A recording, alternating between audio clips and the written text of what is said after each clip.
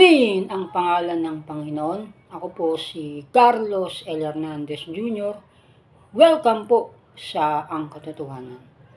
Ngayon ay akin pong isi-share sa inyo ang sinabi kong isi-share ko. Pero sa pagkakataong ito, ang isi-share ko ay ang unang haligi ng Demoarkea.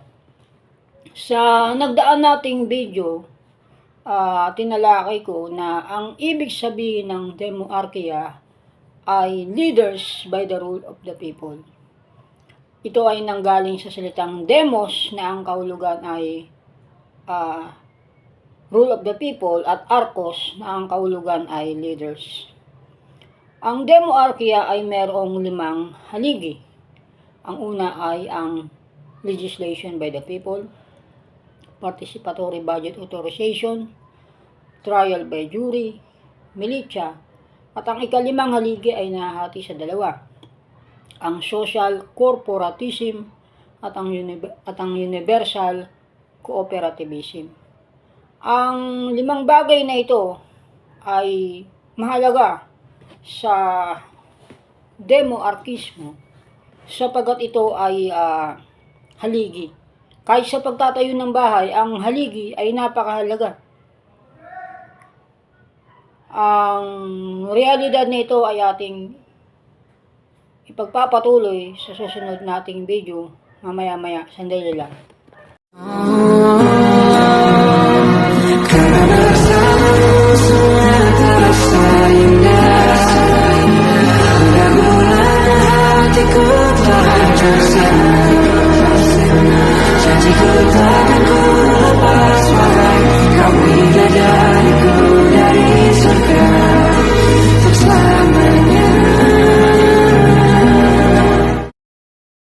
Purihin ng Panginoon, tayo ay magpapatuloy sa ating hindi pa natapos na talakayan.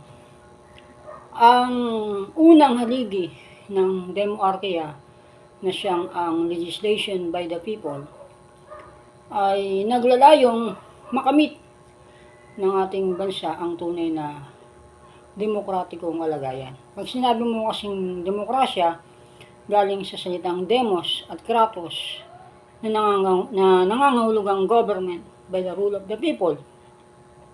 Paano mangyayari yan? Dapat ang rule ay by the people. Kaya dito pumasok yung kaisipan ng pagkakaroon ng legislation by the people. At dahil sa marami na tayo sa Pilipinas, makatwiran ang tinatawag na representative. Pero nararapat na itong representative ay bubuo ng batas, magpapanukala ng batas, sasang-ayon o susuway sa batas. Depende sa kapasyahan ng mga mamamayan. Halimbawa,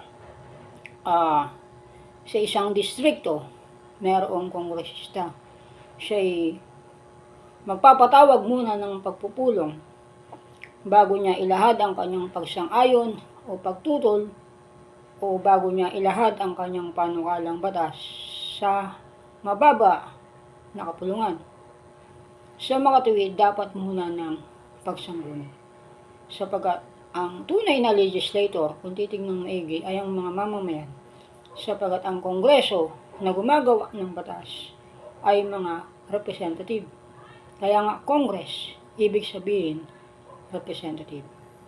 Ang layunin ng legislation by the people ay ang batas na umiiral ay maging by the people, from the people, hindi lamang for the people.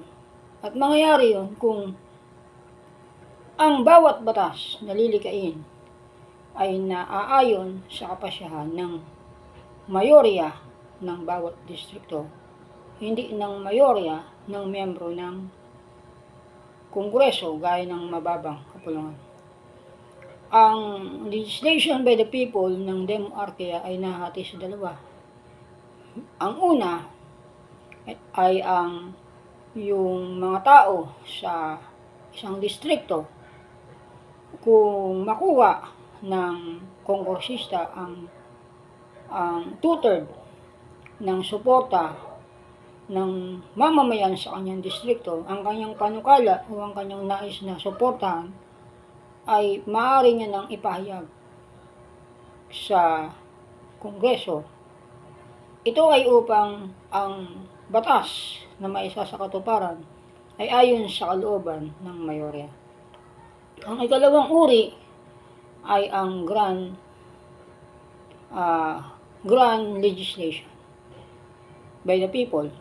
Ito ay kada distrikto ay magkakaroon ng demarchistic system kung saan magkakaroon ng rapol.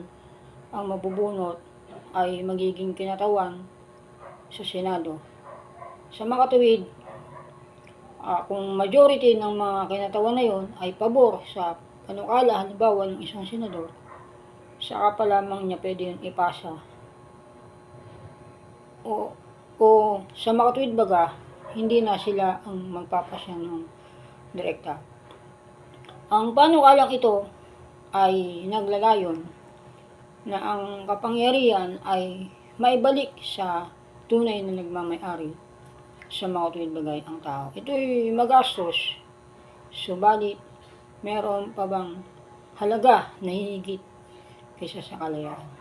Ang pagkakataong mag-share ng ideolohiyang gaya nito ay sinasamantala ko lang sapagat nais kong magbigay ng dagdag kaalaman. Sa susunod ay ating pong tatalakayin ang ikalawang haligi ng demoarkiya sa makatuwid bagay, ang participatory budget authorization. Ngunit bago doon, hinikayat ko po na kayo ay mag-follow sa facebook.com/angkatotohanan1234, sa tiktok.com/@angkatotohanan1234. Maaari po kayong mag-subscribe sa youtube.com/@angkatotohanan1234.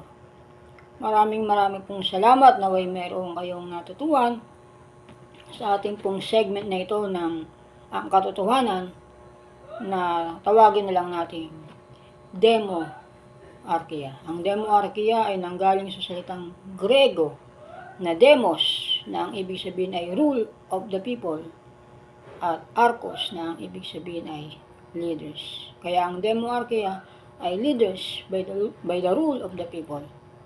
Sa makatuwid baga, ito ay leadership by the rule of the people. Maraming pong salamat. Paki-like, share and follow po sa ating mga pages, sa ating mga channels, kung mapaparami natin ito. Pero sa ngayon, ang available pa lamang sa atin ay ang facebook.com/angkatotohanan1234, tiktok.com/angkatotohanan1234, at ang youtube.com/angkatotohanan1234. Purihin ang Panginoon.